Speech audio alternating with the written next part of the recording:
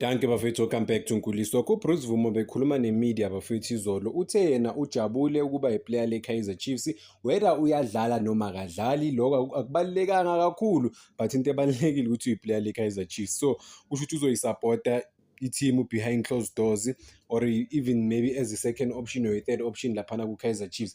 Ke ngayisho-ke le nto lena ukuthi abantu bayajabula just kuba i-part of i-Kaizer Chiefs, whether bayadlala abadlali. Uvume utshela imedia-ke le nto leyo bafethu. It didn't even say ukuthi I'm fighting for my position, I'm doing this and that. No, it's comfortable ukuthi ahlala unyaka wonke ebhenchini angadlala angacontribute, but maybe bamthanda ngoba uvume uyakwazi ucontributor even without fighting for i-position yakhe, njengoba i-Kaizer Chiefs kuthiwa ifuna ukurenew i-contract yakhe im-edele another 2 years. Ngazi ukuthi bazobuildana around uvuma, but yeah, umuntu abamthembayo. This shows something. I-management ye-Kaizer Chiefs ne-technical team idecide ukuthatha uvumo ukuthi bayokhuluma ne-media. Normally mekhulunywa ne-media khuluma ama-captain or i-captain ye-team, which is uPeterson. This time around they didn't take uPeterson bathatha uvuma. Why? Because of uvuma, uPeterson, uInacio Miguel, ama-leaders we-Kaizer Chiefs, ama-senior players. So mawufika ku-Kaizer Chiefs yibo abantu abaku-introduce-ayo to an environment, baku-understandise ukuthi i-Kaizer Chiefs, what is Kaizer Chiefs all about, and ukuthi uma uyiplayer le-Kaizer Chiefs uziphatha kanjani, yini into okumele uyi-achieve. Yibo abantu abakumotivate-ayo ukuthi nawe ube-hyped as a-player elish. So look at these senior players, questionable performances week in and week out. So uzoba inspired kanjani now if ama-senior players amanye awadlali awa-contributed teamini. But for me Vuma, there was something great about yena. Wena mangikhuluma ngovuma, whether ngimkhulumi kahle manje, but ngiyakhumbula ngimbone ey'ntwana uvuma, ngisho ukuthi okay, I can see this one playing for his senior team, and then lucky enough-ke bakwazi kumpromote. Lo abamlonile manje uMolife, when I watched him when he was young, boma 16, I was like, oh, okay, there's something great about this guy. You could see ukuthi he good player.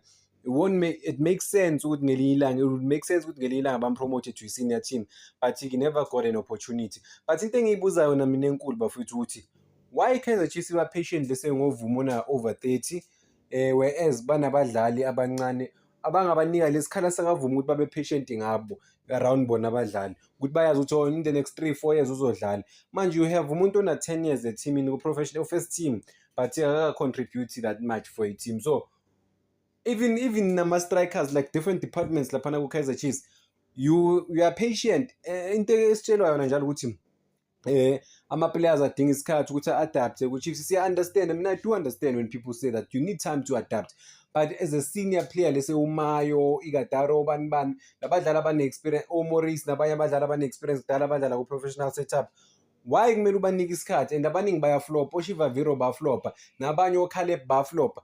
Why sonke lesikhathi lesi bangasiniki oDuba, bangasiniki oHlongwane, bangasiniki lesi amanye ama-players obonayo na ukuthi okay abafana abancane, yes, kumele vele babe patient. That way-ke would make sense ukuthi okay, they're giving young boys a chance to adapt to the team.